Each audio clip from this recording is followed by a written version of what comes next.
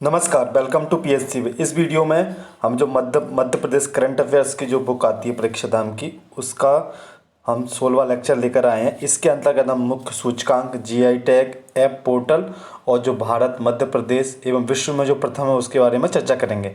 चलिए वीडियो को स्टार्ट करते हैं। सबसे पहले हम देखेंगे जो मुख्य सूचकांक है हमारे, उनके बारे में। मानव विकास सूचकांक, तो ये हमें जो 2025 में निकाला गया था, ये कई 2 या 3 साल बाद ही निकलता है, उसके बारे में चर्चा करेंगे। तो इसमें भारत का जो स्थान है वो 130वां देखने को मिला है हमें। वही हम बात करें प्रथम स्थान की, तो आइसलैंड को यहाँ पे प्रथम स्थान दिखाया। इसे निकालता कौन है? इसे यूएनडीपी निकालता है। कौन? यूनाइटेड नेशन जो डेवलपमेंट प्रोग्राम है उसके द्वारा निकाला जाता है। इसकी अगर बात करें, हम स्थापना 1965 में हुई थी।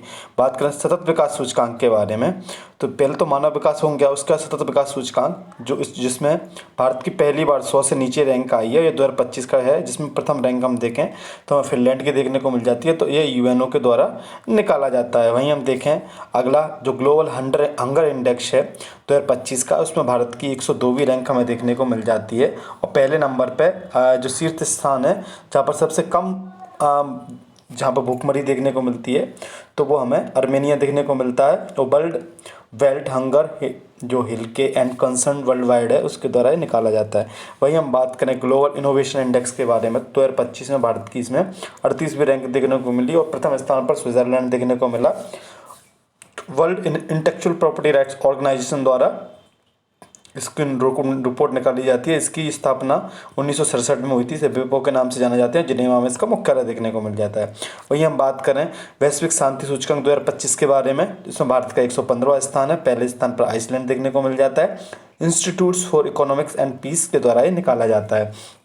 वहीं हम बात करें विश्व प्रेस स्वतंत्रता सूचकांक के बारे में, तो 2025 में भारत की 151वीं रैंक थी। नॉर्वे को यहाँ पर प्रथम स्थान दिया गया था।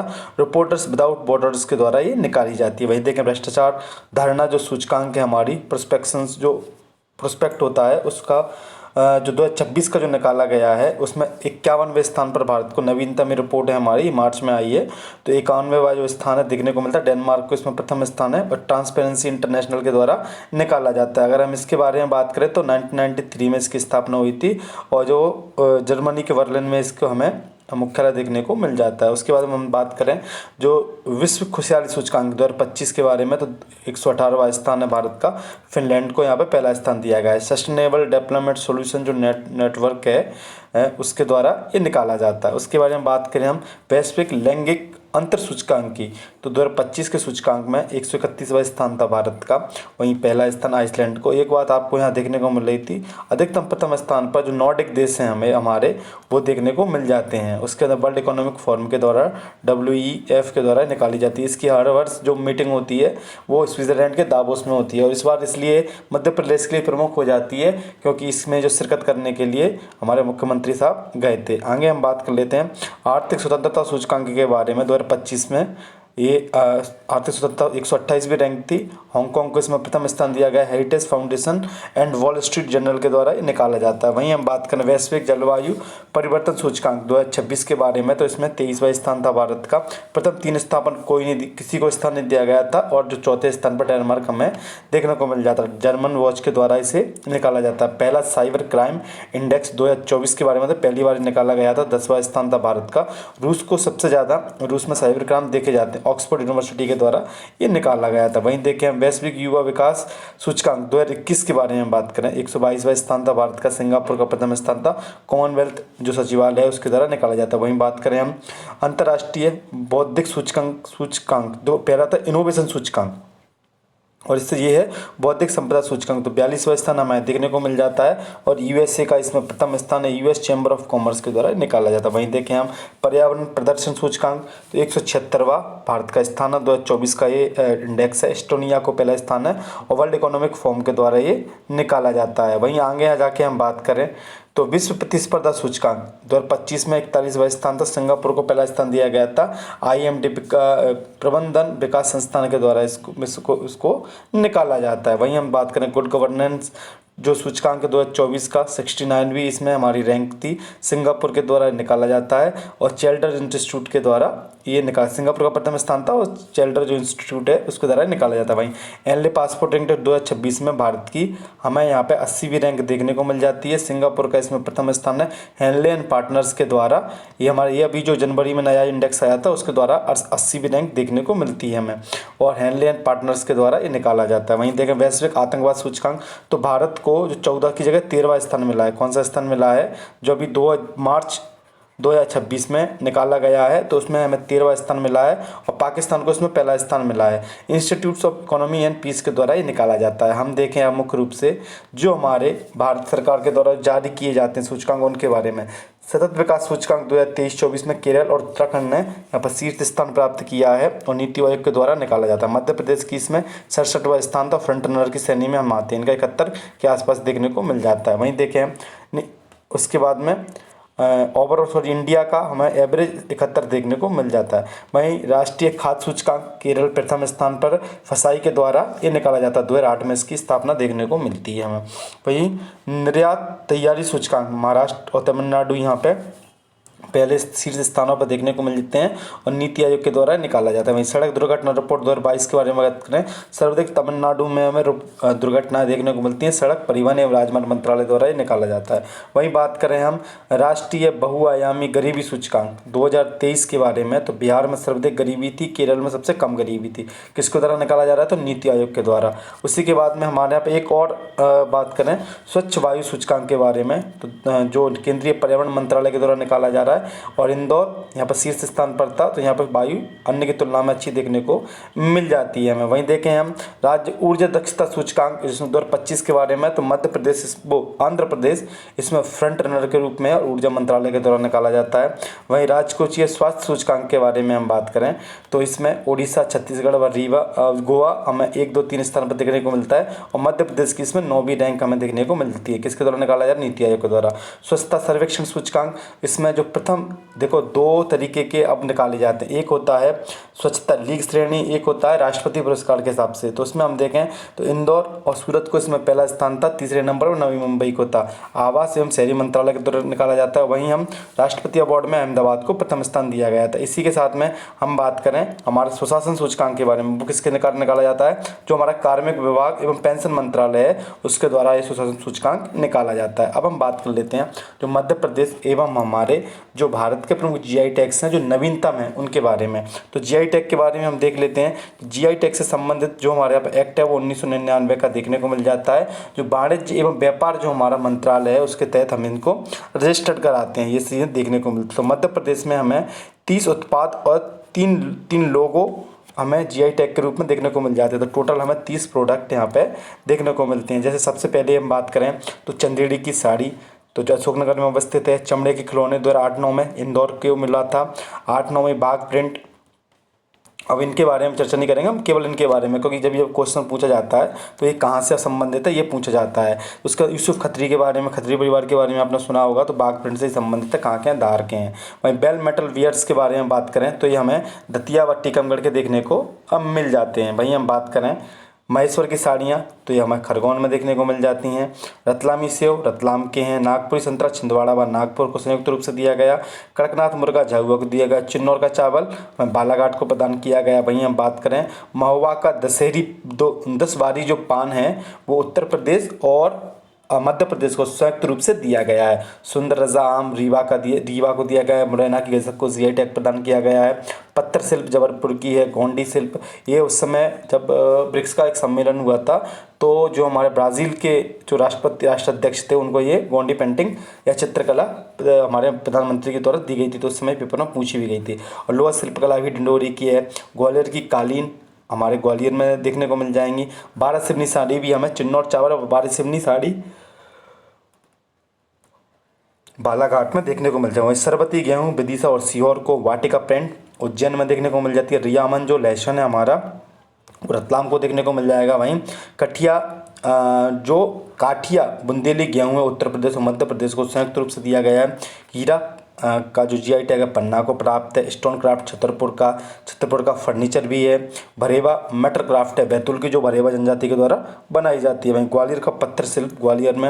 वही पेपर मैसेज जो क्राफ्ट है वो हमें ग्वालियर में देखने को मिल जाएगा। तो सबसे ज़्यादा मध्य प्रदेश में अगर किसी के पास में जीआई टैग्स हैं तो वो हमें यहाँ पर ग्वालियर को देखने को मिल जाता है। ग्वालियर के पास में 3 देखने को मिल जाते हैं। इसी के साथ में हम बात करें भारत के जो जीआई टैग है मुख्य रूप से, तो उनके बारे में जो अभी लेटेस्ट है हम उनके बारे में बात कर लेते हैं, जो कभी कई पेपरों में पूछे जाते हैं। तो 2 लेटेस्ट कौन कौन से हैं हमारे, तो जो 2025 देखने को मिलते हैं उनके बारे में, जैसे कि अम्बास समुद्रम चौपू सामान जो है हमें तमिलनाडु का देखने को मिल जाता है। पोंड्रू खादी आंध्र प्रदेश की। मंदारिन संतरे दार्जिलिंग जो पश्चिम बंगाल के अंतर्गत आते हैं। वहीं तुम्बुक और पुमटिंग जो पुलित वाद्य यंत्र है वो हमें कहाँ के सिक्किम के देखने को मिल जाते हैं। वहीं दाव ब्लेड अरुणाचल प्रदेश का। हीरा जो पन्ना जिले का मध्य प्रदेश में अभी प्रदान किया गया था। वहीं अंबाजी संगमरमर गुजरात में। ओजोफेनी मादक पेय है, ये हमें गोवा का देखने को मिल जाता है। वहाँ सांगरी वीन जो फली होती है सांगरी, तो राजस्थान का देखने को मिलती है हमें। वहीं देखें कंडिप्या जो आदिवासी हस्तकला है जो केरल की है। रिंडिया सिल्क जो हमें मेघालय की। बनारसी सहराई उत्तर प्रदेश की। बनारसी तबला उत्तर प्रदेश में। वहीं देखें हम नॉलेन गुड सौंदेश बोलते हैं, तो मिठाई है हमारी पश्चिम बंगाल की। तो कुंभकोणम पान के पत्ते तमिलनाडु के हैं।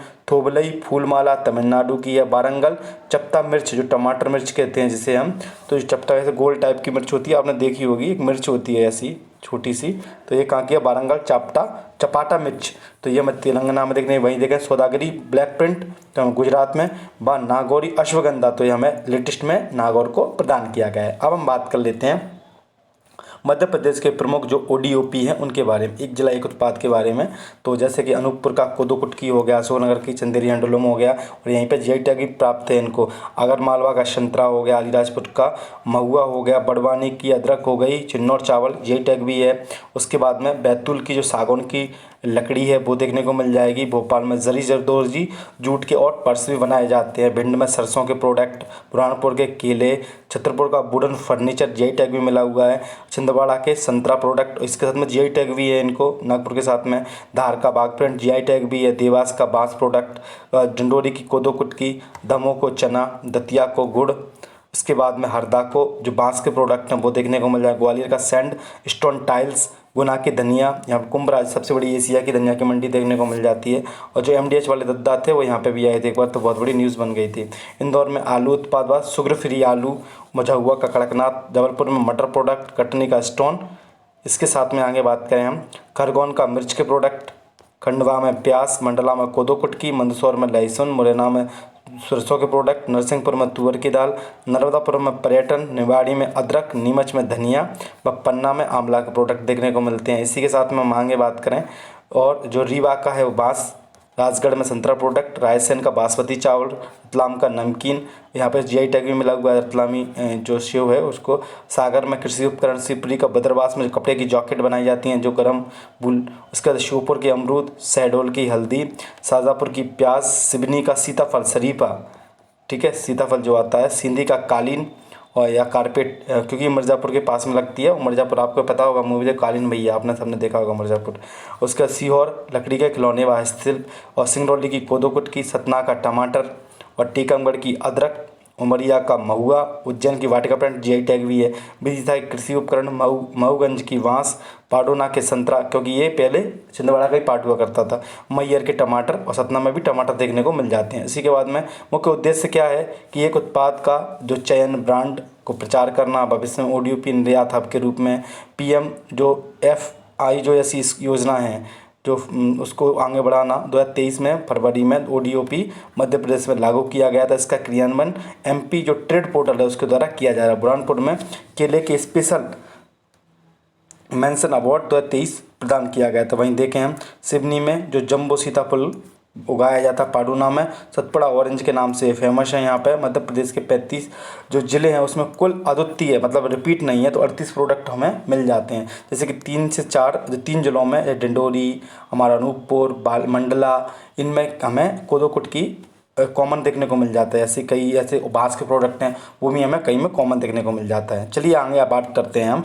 जो प्रमुख ऐप एवं पोर्टल हैं उनके बारे में। तो मध्य प्रदेश के संदर्भ में और भारत के संदर्भ में हम अलग अलग बात करेंगे। सबसे पहले हम बात करते हैं, एक क्वेश्चन देख लेते हैं कि मध्य प्रदेश में निम्नलिखित में से किस संस्थान में केंद्रीय वेब पोर्टल जो उद्गम है उसको लॉन्च किया गया था। तो उद्गम जो RPSC में पूछा गया है तो RBI के द्वारा इसको लॉन्च किया गया था। वहीं हम बात करें मध्य प्रदेश के संदर्भ में मुख्य रूप से सारा ऐप बनाया गया राजस्व विभाग द्वारा। पहले आप ऐप पोर्टल देखेंगे, ऐप पोर्टल के बारे में बात करेंगे, फिर उसके बाद में किस मंत्रालय के द्वारा जारी किया जाता है और प्रमुख उद्देश्य क्या है इसके बारे में। सारा ऐप है राजस्व विभाग द्वारा। जो बोई गई फसलों को गिरदावरी की जो गिरदावरी करने हेतु होती हैं उसके बारे में देखिए नोट सब करना पड़ता है ना, किस क्षेत्र में कितनी फसलें और कौन सी फसलें बोई गई हैं उन्हीं को गिरदावरी करने के लिए नोट करना है इससे। उसके बाद ई ग्राम स्वरोजगार ऐप तो पंचायती राज विभाग द्वारा बनाया गया है।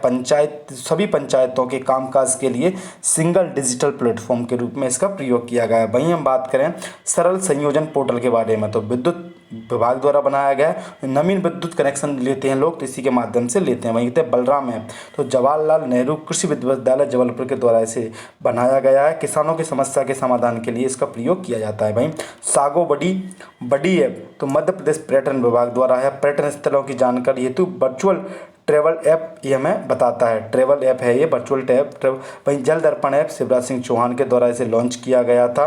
उसके बाद में ये मध्य प्रदेश में या पानी की समस्या को छुटकारा हेतु ये बनाया गया है। वहीं देखिए संजय ऐप लोक निर्माण विभाग के द्वारा बनाया गया है। सड़क सुरक्षा आधुनिक उपाय पर आधुनिक एडवांस एप्लीकेशन है। वहीं वायुदूत ऐप अंकुर अभियान वृक्षारोपण के प्रोत्साहन हेतु ये बनाया गया है। वहीं हम देखें अनुज्ञा पोर्टल तो कृषि विपणन बोर्ड के द्वारा कृषि उपज के व्यापार को सहज बनाने के लिए इसे बनाया गया। वहीं CM हेल्पलाइन तो लोक सेवा प्रबंधन विभाग के द्वारा आम जन शिकायतों की सुनवाई के लिए इसे बनाया गया है। वहीं हम देखें हमारा ऊषा ऐप ऊर्जा विभाग के द्वारा बनाया गया है। ऊर्जा बचाने पर्यावरण बचाने के तरीके इसमें बताए गए हैं। वहीं हम बात करें मनहित ऐप के बारे में तो स्वास्थ्य एवं परिवार कल्याण विभाग के द्वारा इसे बनाया गया है जो मानसिक स्थिति पर केंद्रित है। लोगों को मानसिक अगर कोई मतलब इससे अवसादग्रस्त है तो उसको सलाह देना कि आपको क्या करना चाहिए क्या नहीं करना चाहिए। अगर ऐसी समस्या है किसी को तो उसकी क्या क्या उसमें आपको लक्षण दिखेंगे ये सब इसमें बताया गया है। वहीं लोकपत ऐप मुख्यमंत्री मोहन यादव जी के द्वारा लॉन्च किया गया। इसमें PW विभाग में आप कहीं पे भी गड्ढा वगैरह है या किसी भी क्षेत्र की सड़कें अच्छी नहीं है तो आप ऐसे फोटो खींच के आप इस पर डाल सकते हो, तुरंत कार्रवाई होगी। अग्रदूत ऐप जनसंपर्क विभाग द्वारा नागरिकों तक योजनाओं को पहुँचाने के लिए इसे जारी किया गया है। भारत में से संबंधित जो प्रमुख ऐप एंड पोर्टल है उनके बारे में हम चर्चा करें तो पहले बोलते हैं प्रभाव पोर्टल के बारे में। तो ये RBI के द्वारा लॉन्च किया गया है सरकारी प्रतिभूतियों के लेन देन के लिए। इसमें प्रमुख जानकारी देखने को मिल जाती है। वहीं देखें हम नंदी पोर्टल पशुपालन एवं डेयरी विभाग के द्वारा लॉन्च किया गया है। पशु चिकित्सा दवाओं के लिए जो NOC है नॉन ऑब्जेक्शन सर्टिफिकेट के लिए ये जो नंदी पोर्टल बनाया गया पशु एवं डेयरी विभाग द्वारा। वहीं अनमोल ऐप के बारे में बात करें हम स्वास्थ्य एवं परिवार कल्याण मंत्रालय के द्वारा बनाया गया है जो गर्भवती महिलाएं और नवजात शिशुओं की स्वास्थ्य निगरानी के लिए इसका मुख्य कार्य अनमोल ऐप। वहीं हम बात करें कोसोपे तो उद्योग मंत्रालय द्वारा बनाया गया। PSU उत्पादों को बढ़ावा देने के लिए सरकार ने इसे ई-कॉमर्स पोर्टल के रूप में लॉन्च किया है। नाम थोड़ा अजीब सा है के सोप ऐसे होगा, ये के सोप ऐसे होगा तो कोसोपे लिख दिया है या सोप ऐसे लिख दिया होगा तो के सोप होगा।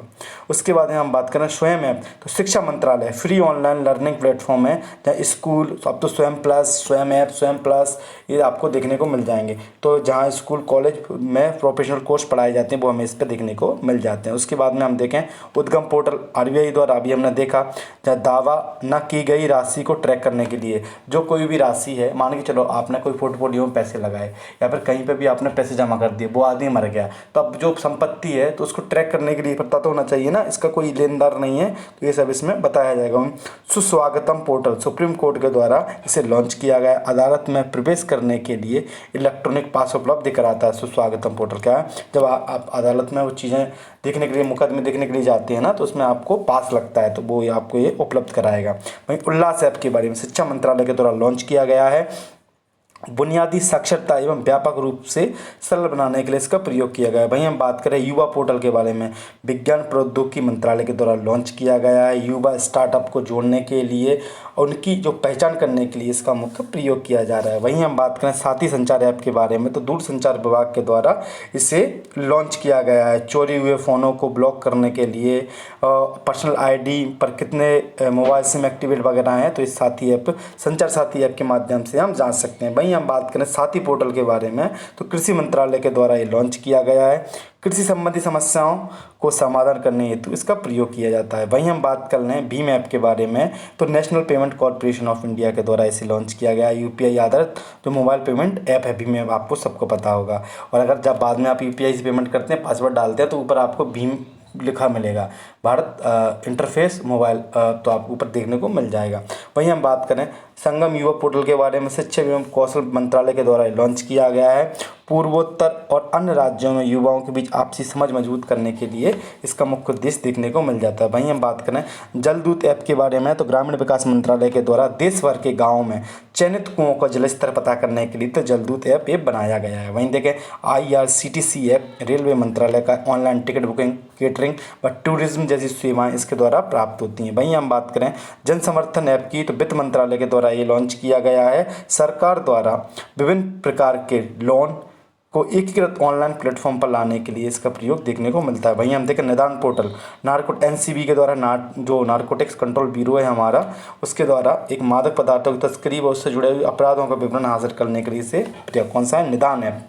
वहीं हम देखें वैदिक हेरिटेज पोर्टल, तो इंदिरा गांधी राष्ट्रीय कला केंद्र के द्वारा इसे लॉन्च किया गया है। शोधकर्ताओं को वैदिक ज्ञान परंपराओं को समझने में इसका सहयोग प्राप्त होता है। वहीं हम बात करें राइट टू रिपेयर पोर्टल, उपभोक्ता मंत्रालय के द्वारा इस पोर्टल में product manufacturing product detail manual को ग्राहकों के साथ में साझा किया जाता है। आगे हम बात कर लेते हैं सुविधा पोर्टल के बारे में, तो ये हमारे भारतीय निर्वाचन आयोग के द्वारा ये लॉन्च किया गया है। चुनाव में उम्मीदवारों की ऑनलाइन नॉमिनेशन एफिडेविट जमा करने की सुविधा इसमें दी जाती है। वहीं सारथी ऐप के बारे में, केंद्रीय कृषि मंत्री उस समय पर जो केंद्रीय कृषि मंत्री हुआ करते थे इस सरकार से पहले, अर्जुन मुंडा जी, तो उसमें फसल बीमा योजना सहित बीमा उत्पादों की कॉम्प्रहेंसिव स्ट्रक्चर देना इसका मुख्य उद्देश्य था। भूमि राशि पोर्टल, सड़क परिवहन व राजमार्ग मंत्रालय द्वारा भारत में राजमार्ग बुनियादी ढांचा विकास परियोजना में तेजी लाने के लिए इसका ऐप का प्रयोग किया जाता है। वहीं हम बात करें पाट मित्रों ऐप, तो वस्त्र मंत्रालय के द्वारा इसे लॉन्च किया गया है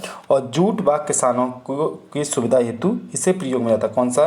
पाट मित्रों ऐप। ध्यान रखना ये जो वर्ड है वो एक तरीके से हमें ऐसा दिखने को लगता है बंगाली शब्द, क्योंकि जूट हमेशा जो अधिकतम उगाया जाता है तो हमें असम, बंगाल, उड़ीसा वाले क्षेत्रों में देखने को मिल जाता है। अब हम देखते हैं हमारे जो प्रमुख जो पहल और अभियान है उनके बारे में। तो सबसे पहले आपने देखा होगा प्रोजेक्ट 17 अल्फा चल रहा है, जिसके तहत हमारी जो हमारी फ्रिगेट, भारत की जो नौसेना विमान है वो जो पोत हैं हमारे वो बनाए जाते हैं। भारतीय नौसेना द्वारा स्टील गाइडेड मिसाइल फ्रिगेट की एक श्रृंखला का निर्माण किया जाता है। बिंदगिरी, उदयगिरी, आपने INS बिंदगिरी, उदयगिरी का नाम सुना होगा, तो वो प्रोजेक्ट 17 अल्फा के तहत आते हैं। वहीं हम बात करें जो सागर परिक्रमा पहल है, मत्स्यन, पशुपालन व डेयरी मंत्रालय के द्वारा प्रारंभ की गई है। मछुआरों के हितों की रक्षा एवं प्रोत्साहन के लिए ये पहल की गई है। वहीं हम देखें 75:25 पहल, केंद्रीय स्वास्थ्य मंत्रालय के द्वारा स्वास्थ्य तक देश में 7.5 करोड़ हाई ब्लड प्रेशर एवं डायबिटीज से पीड़ित लोगों की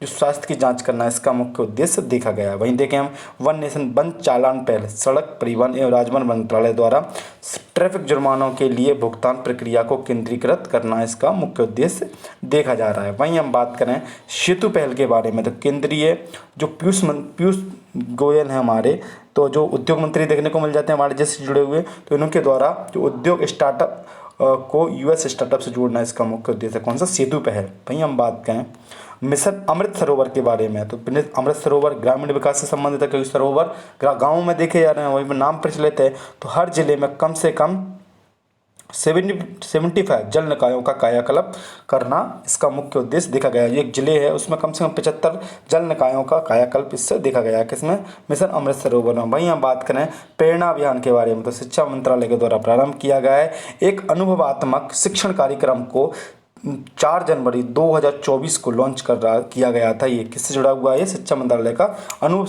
शिक्षणात्मक कार्यक्रम है। वहीं धरती आबा योजना भारत सरकार द्वारा 2 अक्टूबर 2024 में प्रारंभ की गई जनजातीय समुदायों के जीवन स्तर को सुधारना इसका मुख्य उद्देश्य रखा गया है। वहीं हम बात करें एक पेड़ माँ के नाम, पीएम नरेंद्र मोदी जी के द्वारा 5 जून 2025 में प्रारंभ किया गया था, जो विश्व पर्यावरण दिवस के अवसर पर एक पेड़ माँ के नाम अभियान शुरुआत की गई थी। इसका वही पर्यावरण से जुड़ी हुई कुछ जानकारियाँ या उनसे जुड़ी हुई जागरूकता को बढ़ाना इसका मुख्य उद्देश्य रखा गया था। हम बात कर लेते हैं मध्य प्रदेश भारत या विश्व में जो प्रथम चीज़ें हैं उनके बारे में। कई बार आपने देखा होगा कि ऐसा कौन सा राज्य है उसके द्वारा एक प्रथम कार्य किया गया या वो प्रथम कार्य किया गया, ऐसे क्वेश्चन हमें देखने को मिल जाते हैं। तो सबसे पहले हम एक क्वेश्चन देख लेते हैं कि भारत का सबसे बड़ा अंतर्राष्ट्रीय एयरपोर्ट का शिलान्यास कहाँ किया गया? तो नोएडा जेवर एयरपोर्ट। इसमें आपके 5 टर्मिनल देखने को मिल जाते हैं। कितने? 5 टर्मिनल देखने को मिल जाएंगे। ये सबसे बड़ा कहाँ बनना है? उत्तर प्रदेश में। अब सबसे पहले कि जो रोलिंग बजट लाने वाला भारत का पहला राज्य, तो मध्य प्रदेश देखने को मिल जाएगा। भारत में साइबर तहसील लाने वाला पहला राज्य मध्य प्रदेश देखने को मिल जाएगा। पीएम जनमन जो योजना के तहत देश में पहली कॉलोनी शिवपुरी में बनी। उज्जैन में मध्य प्रदेश की पहली मेडी सिटी बनने जा रही है। यूनेस्को द्वारा संगीत का शहर ग्वालियर को घोषित किया गया, जो हमारे मध्य प्रदेश में है। वहीं देखें विश्व की पहली वैदिक घड़ी उज्जैन में लगाई गई है। वहीं तक स्कूल में 8वीं कक्षा में एआई पढ़ाने वाला राज्य मध्य प्रदेश देखने को मिल जाएगा। देश में टाइगर रिजर्व सबसे ज़्यादा संख्या मध्य प्रदेश में है। देश का पहला मेडी डिवाइस जो पार्क है वो उज्जैन में स्थापित किया जा रहा है। देश का पहला यूनिटी मॉल उज्जैन में स्थापित किया जा रहा है। वहीं हम देखें जो हमारे मध्य प्रदेश में जो चिकित्सा पाठ्यक्रम है वो हिंदी में पढ़ाया जाने वाला पहला राज्य है। मध्य प्रदेश की पहली सोलर सिटी में सांची विकसित किया जा रहा है। वहीं मध्य प्रदेश का पहला जियोलॉजिकल पार्क लमेटा घाट जबलपुर में बनाया जा रहा है। भारत का पहला व्यावसायिक स्तर का बायोमास आधारित हाइड्रोजन संयंत्र कहाँ बनाया जा रहा है? मध्य प्रदेश खंडवा जिले में स्थापित होगा। मध्य प्रदेश का पहला क्रोकोडाइल रिसर्च सेंटर ये हमारा जो भोपाल का भदभदा क्षेत्र है वहाँ पर स्थापित किया जाए। क्रोकोडाइल से जुड़ा हुआ, क्रोकोडाइल आपको पता होगा। उसके बाद में हम बात करें भारत का पहला drone school MITS engineering college Gwalior में स्थापित किया गया है। मेला ग्राउंड के पास में ही MITS, तो वहाँ पे ये स्थापित किया गया है। हम वहीं बात करें मध्य प्रदेश के बैतूल जिले के जो रानीपुर स्टेशन है पुलिस स्टेशन, उसको पुलिस म्यूजियम के रूप में शुभारंभ किया गया है। वहीं हम बात करें मध्य प्रदेश देश का ऐसा राज्य है जहाँ पर राष्ट्रीय स्वचालित फिंगरप्रिंटिंग पहचान लागू की गई है। स्वचालित फिंगरप्रिंट की जो पहचान लागू की गई है। वही बात करें हम भोपाल में देश का पहला श्री राम संग्रहालय स्थापित किया जा रहा है। कई बार लोग गलती से कहाँ लगा देंगे, ओरछा लगा जाएंगे या फिर चित्रकूट लगा देंगे, लेकिन वो भोपाल में स्थापित किया जाएगा। वही मध्य प्रदेश में आदिवासी बाहुल्य मंडला जिला भारत का पहला कार्यात्मक साक्षर जिला घोषित किया गया है। कौन सा? हमारा मंडला जिला। वहीं हम देखा भारत में प्रथम चीज़ों के बारे में, तो भारत की पहली हेली एम्बुलेंस जो सर्विस है वो कहाँ पर जो हेली एम्बुलेंस सर्विस क्या होता है? अगर कोई व्यक्ति कहीं बीमार है तो कॉल लगाएंगे तो हेलीकॉप्टर आएगा, वहाँ से उसको एयरलिफ्ट करेगा और अस्पताल तक पहुँचा देगा। तो ऋषिकेश उत्तराखंड में देखी गई। वहीं हम बात करें देश की पहली हिंदी साहित्य जो संग्रहालय है वो कहाँ पर स्थापित किया जाएगा? तो वाराणसी में स्थापित किया जाएगा, देश का पहला। वहीं भारत में साहित्य का पहला यूनेस्को शहर तो कोझिकोड केरल देखने को मिल जाता है। वहीं भारत की सबसे बड़ी जलवायु घड़ी नई दिल्ली में लगाई गई है। वहीं हम बात कर लें भारत का पहला आयुर्वेदिक कैफ़े नई दिल्ली में स्थापित किया गया है। वहीं हम बात करें देश का प्रथम वैदिक थीम वाला पार्क वेदवन नोएडा में स्थापित किया गया है। भारत का पहला कार्बन मुक्त गांव भिवंडी महाराष्ट्र में स्थापित किया गया है। भिवंडी, भिवाड़ी से कंफ्यूज नहीं करना है। भिवाड़ी हमें देखने को मिल जाता है हरियाणा में और भिवंडी देखने को मिलता है महाराष्ट्र में। तो उसके बाद में हम और देख लेते हैं हमारे देश से जुड़ी हुई जो प्रमुख हैं, जैसे जो भारत का पहला कृषि डेटा एक्सचेंज हैदराबाद जो तेलंगाना में स्थापित है। वहीं देश का पहला ड्रोन परीक्षण केंद्र मध्य प्रदेश के ग्वालियर में था, एक में तमिलनाडु में देखने को मिल जाएगा। भारत का पहला हाइड्रोजन से चलने वाली ट्रेन का शुभारंभ हरियाणा में देखने को मिल जाता है। वहीं हम बात करें भारत का पहला पूर्ण रूप से ई शासित जो राज्य है वो केरल देखने को मिलता है।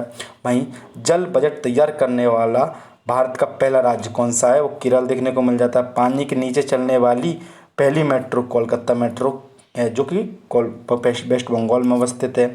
100% विद्युत कृत रेलवे नेटवर्क वाला राज्य का पहला राज्य कौन सा है? तो हरियाणा देखने को मिल जाता है हमें। वहीं स्वास्थ्य का अधिकार बिल पारित करने वाला पहला राज्य राजस्थान के रूप में देखने को मिलता है। देश का number 1 police station Aska station जो गंजम जिला उड़ीसा है वहाँ पे देखने को मिलता है। वहीं हम बात करें भारत का पहला multi modal logistic park Tamil Nadu में स्थापित किया गया है। वहीं जियो 5G सेवा शुरू करने वाला पहला राज्य कौन सा था, गुजरात देखने को मिलता है। वहीं 100% हर घर जल घोषित किया गया राज्य कौन सा है, तो गुजरात देखने को मिलता है। और भी कुछ चीज़ें हैं जिन्हें हम देख लेते हैं, जैसे कि भारत का पहला सौर ऊर्जा संचालित गांव मडोरा गुजरात में देखने को मिलता है। वहीं हम बात करें भारत की पहली आदिवासी महिला राष्ट्रपति तो वो द्रौपदी मुर्मू जी हैं हमारी। उसके बाद में भारत की पहली बालिका पंचायत का गठन कहाँ किया गया, गुजरात में किया गया। भारत का सबसे बड़ा एयरपोर्ट जेवर इंटरनेशनल एयरपोर्ट का शिलान्यास किया गया जो उत्तर प्रदेश में अवस्थित है। 8वां राज्य वेतन आयोग गठन करने वाला असम पहला राज्य देखने को मिल रहा है। भारत का पहला महिला वेलनेस ऑन व्हील्स लॉन्च किया है तमिलनाडु की तरफ। ऑन व्हील्स का अर्थ एक बहन होगी जो महिलाओं से जुड़ी हुई उनके वेलनेस कल्याण के लिए कार्य करेगी। वहीं सरकारी कर्मचारियों के लिए सब सवेटिकल्स लीव योजना लागू करने वाला सिक्किम हमें पहले नंबर पर देखने मिल जाता है, सवेटिकल्स। वहीं देखें भारत की पहली AI पावर्ड आंगनवाड़ी शुरू करने वाला राज्य कौन सा है, वो महाराष्ट्र देखने को मिल जाता है जो AI पावर्ड आंगनवाड़ी है। वहीं हम देखें भारत की पहली खनन का जो पर्यटन शुरू किया गया वो झारखंड के द्वारा शुरू किया गया। खनन से जुड़ा हुआ बहुत सारी खदानें देखने को मिल जाती हैं तो उनसे जुड़ा हुआ पर्यटन स्टार्ट किया गया कि आप वो खदानें देखने जा सकते हो। अब हम बात कर लेते हैं विश्व में जो प्रथम चीज़ें हैं उनके बारे में। तो स्वीडन देश का विश्व का पहला कैशलेस देश बना। छोटे छोटे देश हैं, 2-2, 3-3 लाख की आबादी है तो ये लोग कैशलेस चीज़ें स्टार्ट कर सकते हैं। और 2-2, 3-3 लाख की आबादियाँ तो हमारे जो बड़े बड़े शहर होते हैं तो उनकी 1-1, 2-2 वार्डों में 1-1, 2-2 एरिया में देखने को मिल जाएगी। जैसे कि इंदौर में भभरकुआ वाला एरिया में आपको 2 से 3 लाख की आबादी देखने को मिल जाएगी। वहीं देखें हम चीन देश के पहला सौर तापीय ऊर्जा संयंत्र बना रहा है। सौर तापीय ऊर्जा संयंत्र कौन बना रहा है, चीन। चंद्रमा के अंदर हिस्से से मिट्टी लाने वाला देश ABPSC 2024 में पूछा गया था, चीन था। वहीं कुष्ठ रोग से मुक्त होने वाला विश्व का पहला देश तो जॉर्डन बना है। वहीं अभी जो हमने पढ़ा था बोचनवासी अक्षर पुरुषोत्तम स्वामीनारायण जो मंदिर हैं वो जो हमारे UAE है वहाँ के आबू धाबी में स्थापित किया गया है। वहीं भारत में का UPI स्वीकार करने वाला पहला यूरोपीय देश कौन सा था, फ्रांस देखने को मिल जाता है। वो मेनिंजाइटिस का टीका पेश करने वाला दुनिया का पहला देश कौन सा था, नाइजीरिया था। भाई धूम्रपान पर जो प्रतिबंध लगाने वाला दुनिया का पहला देश कौन सा, न्यूजीलैंड देखने को मिलता है। विश्व का पहला मीथेन से उड़ने वाला रॉकेट चीन के द्वारा लॉन्च किया गया। विश्व का पहला जटायु संरक्षण केंद्र उत्तर प्रदेश के जो महाराजगंज है तो उस क्षेत्र में स्थापित किया जा रहा है। वहीं देखिए विश्व का सबसे बड़ा रेलवे प्लेटफॉर्म तो हुबली रेलवे स्टेशन है जो हमें कर्नाटक में देखने को मिल जाएगा। इससे पहले गोरखपुर हुआ करता था। वहीं बात करें विश्व का सबसे बड़ा मतदान केंद्र टशीगंग जो हिमाचल प्रदेश में स्थापित किया गया था। वहीं हम बात करें जंगली जानवरों को कानूनी अधिकार देने वाला इक्वाडोर विश्व का पहला देश है। कौन सा, इक्वाडोर हमें देखने को मिल जाएगा। उसी के बाद में हम बात करें जो हमारे PM मोदी जी हैं तो उनके द्वारा प्रमुख सब समझौते किए हैं अपने राष्ट्रों से, उनके बारे में हम बात कर लेते हैं। तो आपको पता होगा कि जो फरवरी के अंत में हमारे जो PM मोदी साहब थे उनके द्वारा इजराइल की यात्रा की, उसके कुछ ही दिन बाद 2-3 दिन बाद ही ईरान पर आक्रमण हो गया। किसके द्वारा, इजराइल के द्वारा और USA के द्वारा। उसके बाद में सर्वोच्च सम्मान स्पीकर ऑफ द नेशेट प्रदान किया गया, कंसेट नहीं है, इनेशेट है, मेडल प्रदान किया गया। फिर मलेशिया की यात्रा की उन्होंने 7 से 8 फरवरी को। जॉर्डन, इथोपिया और ओमान की 15 और 18 दिसंबर को। तो वहाँ पर उनका जो इथोपिया का सर्वोच्च सम्मान ग्रेट ऑनर निशान ऑफ इथोपिया सम्मानित किया गया था। दक्षिण अफ्रीका के साथ में उन्होंने जो नवंबर में यात्रा की तो पनडुब्बी सहयोग समझौता हुआ। भूटान के साथ में तो जो सीमा पर रेलवे संपर्क स्थापित करने के लिए समझौता हुआ। वहीं जापान व चीन अगस्त सितंबर में देखने को संयुक्त ऋण समझौता हमारे यहाँ से सही हस्ताक्षर हुए। यूनाइटेड किंगडम और मालदीव की यात्रा की उन्होंने 23 और 26 जुलाई के मध्य में। तो मत्स्य जलीय कृषि क्षेत्रों में सहयोग की बात की गई। वहीं Ghana, Trinidad and Tobago, Argentina, Brazil, Namibia की 2 से लेकर 9 जुलाई में। तो त्रिनिदाद व टोबैगो का सर्वोच्च सम्मान जो ऑर्डर ऑफ द रिपब्लिक से सम्मानित किया गया। त्रिनिदाद टोबैगो के नाम से ही था वो देश। साइप्रस, कनाडा व क्रोएशिया की यात्रा की हमारे मोदी जी ने जून में। तो सर्वप्रथम जो साइप्रस का सर्वोच्च सम्मान था grand cross of the order of Makarios. तो ये देख लीजिए हमें पेपर में पूछा जा सकता है। तो कहाँ से संबंधित है, साइप्रस देश से संबंधित। भाई सऊदी अरब से हमारे अप्रैल में हमने 2025 में यात्रा की, तो जो सांस्कृतिक सहयोग द्विपक्षीय जो ज्ञापन पर हमें यहाँ पर हस्ताक्षर देखने को मिले। तो दोस्तों अगली वीडियो में हम जो भी बचा हुआ है, अब 2 वीडियो और आएंगी आपके मध्य प्रदेश करंट अफेयर्स की जो परीक्षा नाम की पुस्तक के रिवीजन की, इसमें हमने पूरी पुस्तक कंप्लीट कर ली है। अगर वीडियो अच्छी लगे तो वीडियो को लाइक करें, चैनल को सब्सक्राइब करें और अपने दोस्तों के साथ भी शेयर करें। Thank you so much.